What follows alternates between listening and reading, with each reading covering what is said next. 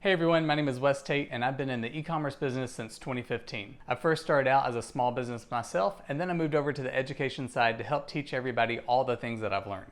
I've spoken at conferences, seminars, and I've done more webinars than you even want to know about. I've helped tens of thousands of entrepreneurs launch their online stores and start their marketing efforts. Over the years, I've had a lot of store owners ask me for feedback on their store. They want to know what they're doing right and what they're doing wrong. And even recently, I've had a lot of people reach out on Instagram asking for feedback on their stores. Through all that, I noticed a few common things that I always comment on. If you stick around to the end of this video, I'm going to be giving out great universal feedback on how you can improve your store.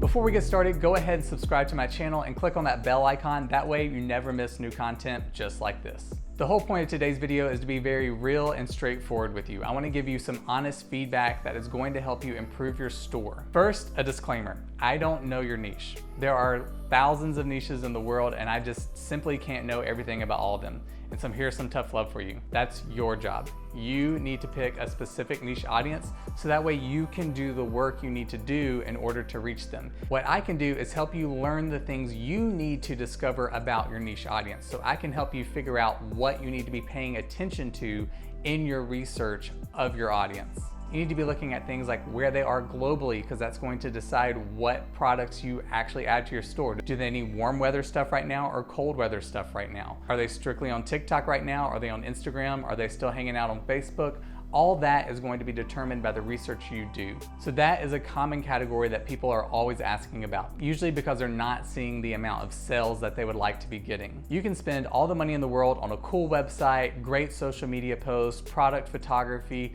but if you don't know your niche audience, there's not a lot of help that you can get. That is my first piece of advice. Also, my advice today will mainly be focused on the mobile version of your website, which is my next piece of feedback. You need to be focusing on your mobile site. Right off the bat, if you ask me for feedback, I'm not even going to look at the desktop version of your site. And the honest truth is, your customer probably isn't either. I'm sorry, I know you spend a lot of time on your desktop version and it looks beautiful, I'm sure, but today's feedback is all about honesty. And me and your customer are not checking out the desktop version of your website. We're looking at it on our mobile phone. It's all logical.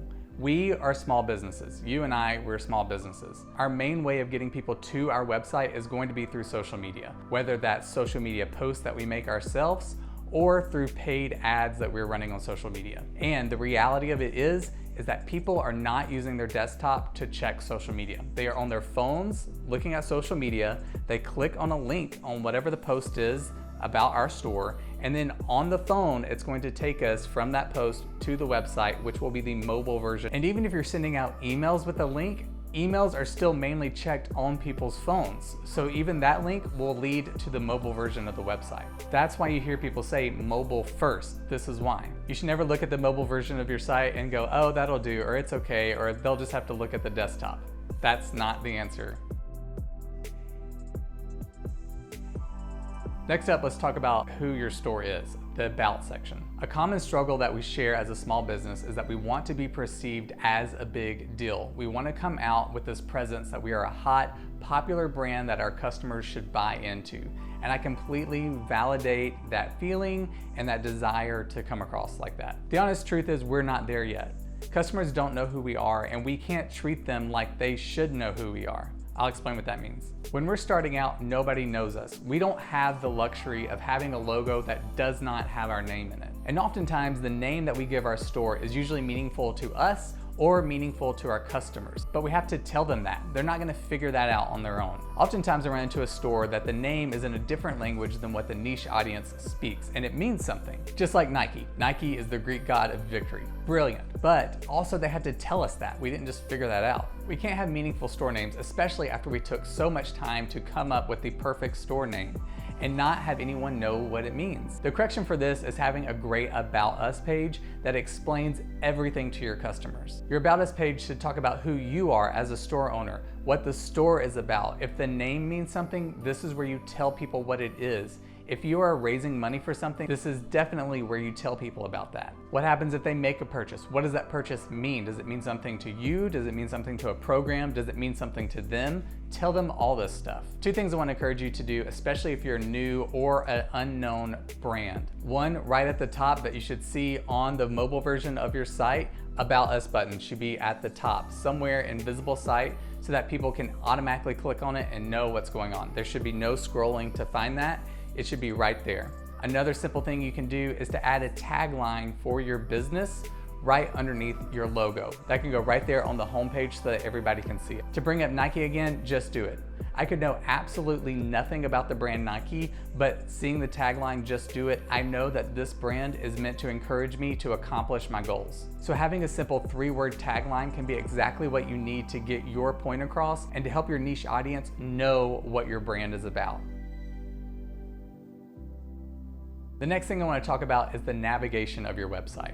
This is a really big common mistake that I see. When I go to your website, I need to quickly be able to find out how to navigate your website. The last thing I want to do is to click a Shop All button and look at all of your products, because honestly, most of them are going to be products I'm not interested in. I want to click Shop Men's or Shop Accessories or Shop Women. I don't want to see all of the products that I'm not interested in. I want to see the collections that you set up, and if you haven't, you've got to set up collections. We're talking accessories, kids, women's, men's, whatever is relevant for your store, you need to have those set up. Your customer wants to go to your website and be able to navigate to the products that they are specifically looking for. So if you don't have any categories set up on your store, you need to do that today. You need to set up a men's collection, women's collection, accessories, kids, house, home, whatever it is that is relevant to your brand and your products, you need to have those set up now. Speaking about navigation also leads me to talk about your navigation menu or your icon.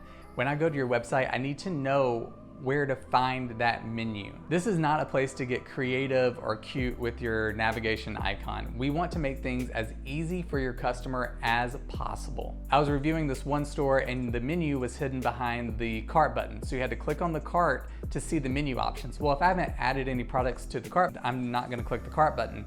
So I could not find the menu at all. Right now, what's known as the hamburger icon, which is the 3 bars stacked, has become the universally known and accepted icon for the menu. This needs to be located in the top left or right of your mobile homepage. Chances are more likely that your customer will automatically know to click on that button to find the categories, the About Us page, all the information they need to make a purchase on your store.